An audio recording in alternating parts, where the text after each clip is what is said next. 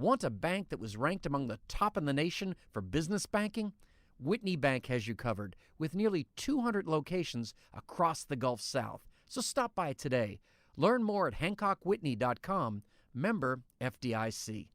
Major support for Out to Lunch is provided by the law firm of Jones Walker, established in 1937 with over 375 attorneys in offices throughout the U.S., providing a comprehensive range of services to a local, national, and international client base. JonesWalker.com. Additional support comes from Wyndham Garden Lafayette.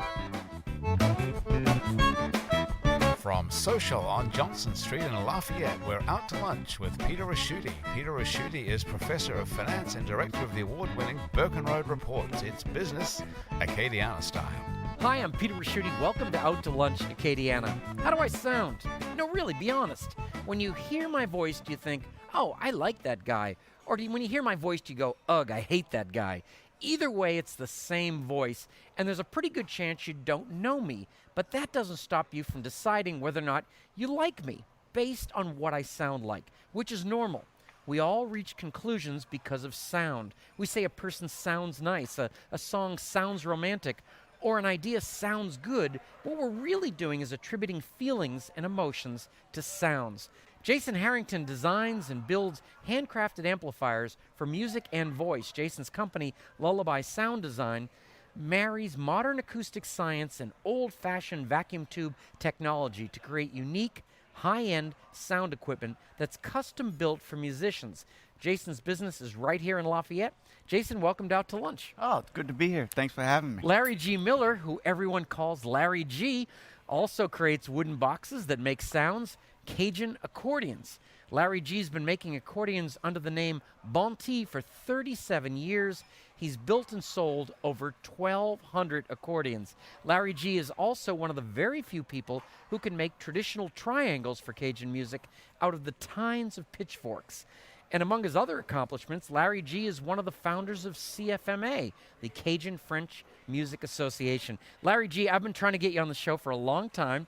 I'm glad we finally pulled it off. Welcomed Out to Lunch. Well, happy to be here.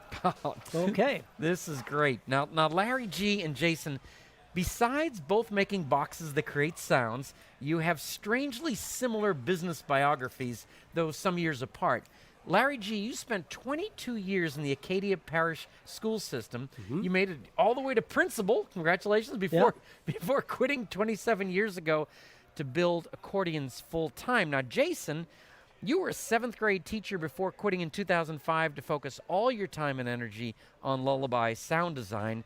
So let's start by talking about leaving the safety net of a job with steady income, benefits, for the uncertain entrepreneurial world of making instruments and sound equipment for musicians. Did you guys have a business plan, investors funding?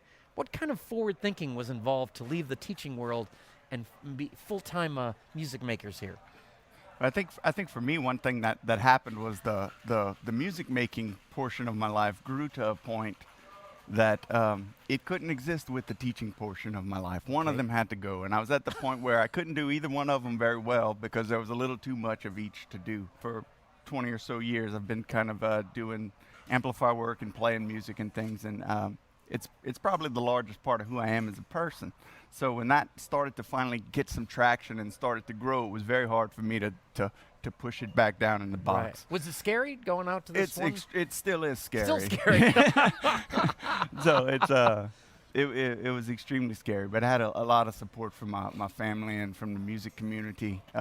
So it's been a great learning experience.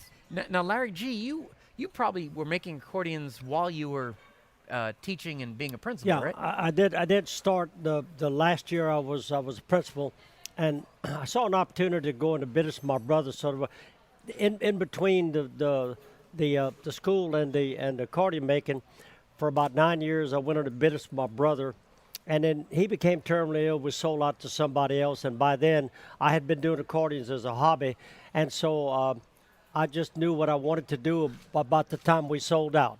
Okay, good timing. So then I had, I went into business to double my salary, and we accomplished that. It was kind of messy work, but we had a house full of teenagers to educate, so so that worked out, and but the hobby just kept drawing me because I just wanted to create these instruments, And you've brought one of the instruments with you. This is both of you do this. I guess you're creating custom accordions for somebody that wants a specific look. Yes, they're partly customized from the standpoint of cosmetic, and of course, the buyer chooses the key that they want. These are keyed instruments like harmonicas, and so. So how many different keys can you get an accordion in? Well, I have built 11 different ones. I never did get a call for an F sharp, but I've done G sharp after and a E show flat like this, and you could get lots of all calls. of those. And so different musicians have, but there are some popular keys like C and B flat, and Cajun music is the two most popular. And Zydeco, it's B flat and A. With So the this most is popular. why when I go to a concert, I see a musician have more than one accordion up on stage with That's correct. Of these, piano accordion is chromatic. You just need one, but these are about 1/3 the cost of a piano accordion in the same quality level and same features, and so you can afford to buy 3 of them, and each one plays in 2 keys. That gives you 6 keys that your vocalist can choose from. If he can't sing that song in one of those 6 keys, Really? you get another singer. You get another singer. You're That would fired. be the. Unless he's the leader of the band. Right, can't get a. He owns the stuff. So But Jason, what about yourself? You make these amplifiers specifically for specific musicians. Now, what is it? Is it the instrument they play? Like you would. It's a combination of things. It's oftentimes people play multiple instruments, and in the amplifier market, just about everything, at least in terms of high quality tube amplifiers, is marketed or is manufactured with guitarists in mind. Okay. However, there's not a whole lot out there for people who play fiddle, who play accordion, who play steel guitar, and we've seen a lot of people in our area in the cultural music going to high-powered solid-state amplifiers so that they could keep their steel guitar clean, that they can keep their vocal clean without getting that distorted signal. But that doesn't work for the fiddle and It doesn't. Well, it will. However, Right. the problem with it comes is that you don't get all the character, the charm, and life that you get from a tube amplifier. The kind of personality and the kind of quirkiness where the amplifier actually responds back to what you're putting into it. It's just a different kind of feel when you're playing it. It's much more of an organic kind of amplifier in that it responds back to you when you play it. So I'll make amplifiers for people who play multiple instruments where they'll have each channel specifically voiced to reproduce that instrument accurately. And if they sing along with it, they'll have a channel as well where they can plug their microphone into and their voice will be reproduced But accurately. Jason, you're a young guy, but you seem to have created a product here that's sort of old school, new school, right? Why I haven't heard about vacuum tubes in a long time. Right. What is it that grabs you there? Well, my background is actually aside from teaching in music, is in sculpture. So That's right. You studied that at UL. I studied right? that Okay. at UL, and while I was studying sculpture at UL, I would go to the library quite often and spend a ton of time up there. And they have a remarkable section in the Dupree Library of old vacuum tube engineering books from the 30s, 40s, 50s. And aside from the information, I fell in love with the diagrams, the drawings, the whole aesthetic of the technology. So I started to try to incorporate some of that into my sculptures. And that quickly formed a bridge between me playing music and me creating sculptures. And in there came, the vacuum tube circuits. And Wow. it kind of grew from there. Hey, now, but can I ask you? And maybe you can't say this or not, but are there musicians we know that are using your equipment? Like some Cajun musicians that are using your. Well, like Cheryl Cormier and a number of those musicians, Zydeco musicians like Gino Delafosse. Oh, sure, yeah. So all of the builders, well-known builders, have got their fans, and each one handles a little bit different, has a little different feel. You can't help but have that happen because this is all handmade, so there's no machine tools that can crank out everything the same way. So anyway, so our fingerboards will vary a little bit. The bass box will vary, the feel, maybe the tuning variation, and so I've got some musicians who swear by mine, and we've got some musicians who swear by some of the other builders, and that's normal. Mr. Miller, would you agree that I would say that most musicians I meet are one-of-a-kind kind of people? That's true. I wouldn't say Gino Delafosse is like any other accordion player, and in that, I'll bet he really appreciates the uniqueness of the accordions that you can make for him. Each well-known musician is unique in their own way, in their own styles, and what they prefer. They're very picky about what feels good and what they hear and that kind of thing. It's part of the artisan scene of with the music production. So so we've got and of course I sometimes tell my competitors that if everybody was coming after my accordions, there's no way I could build enough to supply the demand. So it's good that musicians have different choices, and we don't worry about that. We know that something suits them better than another shop. That's fine. We can still be friends. That brings me to a part that I had read about you, which is that you build these accordions in batches. Now, why and how does that work? Simply because all accordions have got more parts in them than any other musical instrument.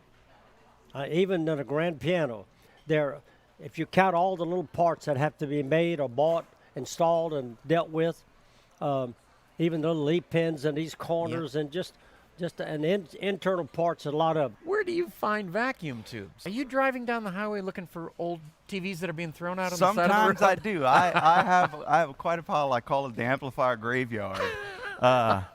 Where it literally is a room full of old amplifiers, and the reason is I have a better chance of finding a high quality specific part in one of those amplifiers than I do oftentimes in a parts store or even through a website, because the quality of the components has changed over the years so drastically that oftentimes those old parts, you just can't replace it with a new component that's going to have the same quality, particularly in tubes. Now, both of you, were you self-taught? I mean, where does someone learn to make these amazing things? Well, the first one to start making the replicas of the old German-made accordions was in 1950s. Sidney Brown, not a good craftsman, but he's a good musician, and he proved it could be done.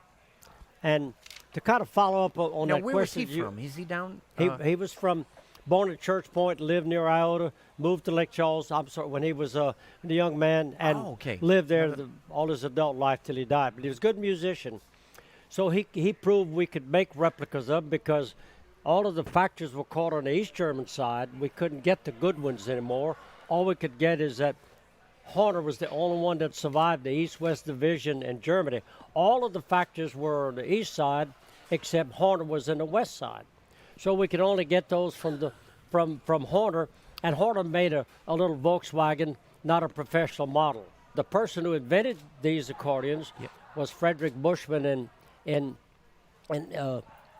1822, and he called it an harmonica, Harmonica, and then 10 years later he develops the mouth harp, and they called it a moon harmonica. So a lot of the Germans still call this instrument an harmonica, and then the moon harmonica, So whatever, and this was the first accordion that was invented. Then the concertina came, a guy named Wheatstone in England, about 10 years, about the time the harmonica was developed. Right. Then 1862 is when Paulo Soprano in Italy invents the piano accordion. So these things were all over the Western world until the piano accordion became invented in the 60s. And it wasn't until about 1880s before the piano accordion was fully developed and accepted by musicians, about the time that the German immigrants introduced this instrument to Cajun and Creole musicians in Louisiana. We are the only ones that stayed hooked on this instrument. Ah. Everybody else went to the piano accordion. You know, when in reading your biographies, the one thing that would grab me is that both of you want your. Let's see. I guess in your case, is it your grandson you taught My to grandson, make these? And Jay yours Miller. is, you hope your stepson goes Correct. into this. This is pretty great. So you don't want this skill to just die out. That's pretty great. No, I mean, I think a lot of what we do, and I'm sure Mr. Millerfeld's the same way. It's a labor of love in doing it, in keeping the craftsmanship alive, keeping the manufacturing alive, and being a part of the music community by building these tools for them. And it's so much more than just a business or a way to make a profit, I suppose. And I couldn't make a living and educate the 6 kids that we had if I was an accordion builder. But I was past that when I got into it. You get a second act. This it is pretty worked out, great. yeah. Now, we've never had this happen at the show, but out of nowhere, your instruments have arrived. This is pretty great. Now, Jason, you brought along a guitar. Correct. And which you did not build, I would assume. I did not Okay, build just this checking those. And I think I in didn't the put the strings on it. and the background, I hear Larry I G. think we've never played together, so have you played a little Cajun music? Yes, sir. You could pick up on the chords? Certainly. What key are you I'm in? going to play this one called Midnight Waltz. It sounds a lot like an old European ballroom waltz, that we put Cajun words to. I'm not going to sing it, but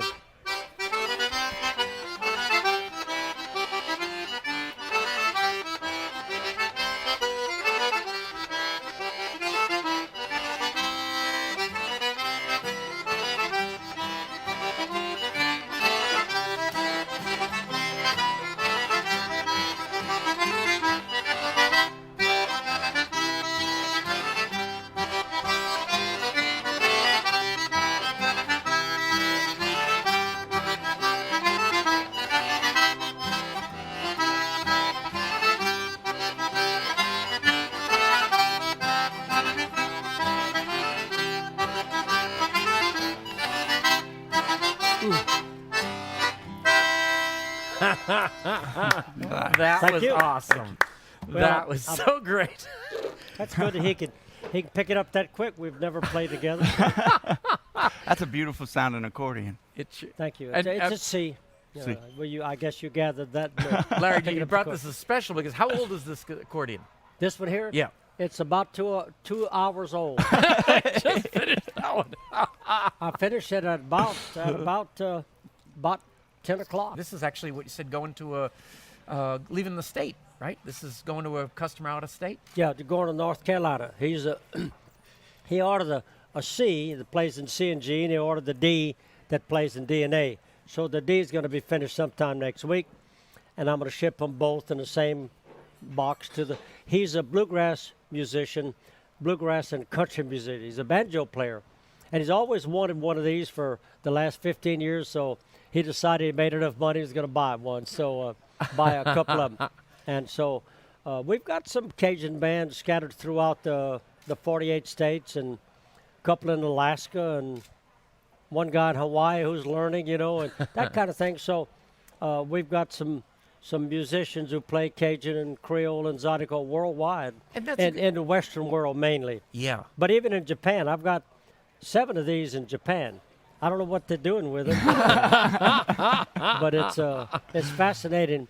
It's quite a cultural ocean to jump for people who are totally unrelated to English or French or any kind of European languages, and to latch on to the music and learn how to play it. And they're so tenacious. They learn every single note perfect, and they learn how to sing. They mimic as close as they possibly can, which is a lot of times pretty darn good. But they're very tenacious. They'll work and work for just countless hours to learn every little nick and cranny of the music. And Well, I should ask both of you this. How did these people find you? How do you, this isn't the kind of thing you put on a billboard. yeah, but recordings and CDs, and even in Tokyo there's a radio station that plays country and Cajun and bluegrass and all, and they're listening. And not to mention, we have quite a few I think of them as cultural ambassadors, just musicians from our area who carry our music all over the world. So these people from Japan and China and Russia and you name it, they're looking back here because we have musicians from here taking this culture there and representing it in a way that's turning all eyes back And to what us. might they do? Might they ask those musicians, where'd you get that accordion? Where'd you get that amplifier? I think sometimes they do, and Yeah. then if they call in the Acadiana region, I'm sure somebody could find either me or Mr. Oh. Miller pretty easily. Well, I've got a grandson, Blake Miller, who is the accordion and fiddle player in a band called the Revelers. And in 2.5 years, they were nominated for a Grammy.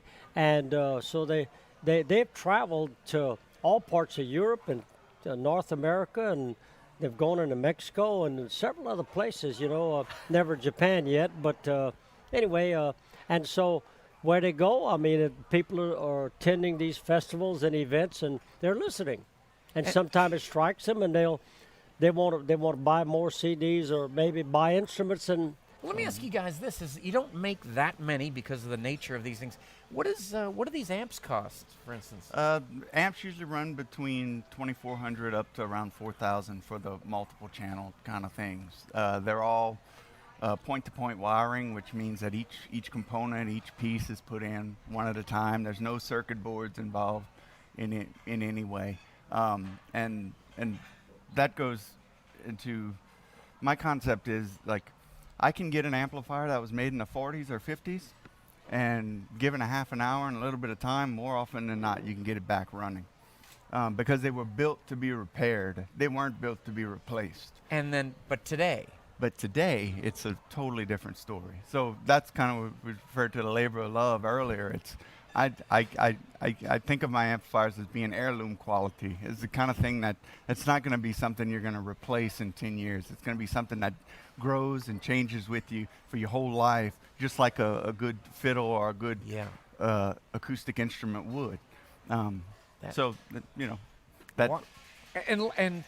I've got how much do these accordions cost? well, in our case, we don't have to buy some expensive vacuum tubes,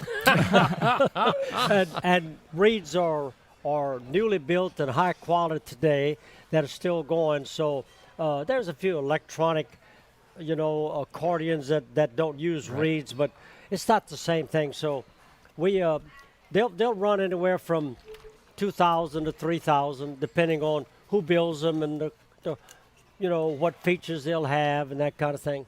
When I started, it was hit and miss and trial and error, and we learn from each other. And it's kind of a unique story in that because of the Cajun culture, not as much as the Amish, but we did have some interdependency when we were speaking French among ourselves. And I grew up that way. My parents spoke only French, and I had to learn English when I started school. You're doing a good job with English, by the way, and Larry. so the point is, there was a cultural interdependency. So these early guys, and even today, it still carries on. We share each other's technology. And as a result, now that we look back in the last 20, 25 years, we look back and we realize that it was a slow but effective research and development project. Whereas if my shop was in downtown New York City, or maybe even closer than New York City, if I was in business building accordions like that, you bet your rear end I would not share my technology with my competitor. But as a result, they all get better. So we buy the bellows and reeds from Italy, and they make good accordions too, but they don't make many of these. They don't pay as much attention. For us, it's the only one we build. It's a passion, it's a labor of love, and we share each other's technology. So we make the best diatonic accordion than in the world because of that cultural, reliance on each other. Well, I'm glad you're both here. Larry G. Miller, you spend your professional music life making warm acoustic sounds. Jason Harrington, you spend your professional life making amplified sound as warm and acoustic as possible. You're both coming at music from different places and from different generations, but you have an awful lot in common, not the least of which is a tremendous amount of talent Thank you both for taking the time to join me on Out to Lunch. Oh, it's been All so right. great to be here. My guests on Out to Lunch today have been Larry G. Miller, founder and owner of Bonti Accordions, and Jason Harrington, founder and owner of Lullaby Sound Design. You can find out more about Larry G. and Jason's respective boxes that make sounds by following the links in our websites, krvs.org and itsacadiana.com. The producer of our show is Grant Morris. Our technical producer is Eric Merle, and Christian is our researcher. Our theme song, Encore Monsieur Nice Guy, is written by Mitch Foreman and performed by Mitch Foreman and Andre Michaud.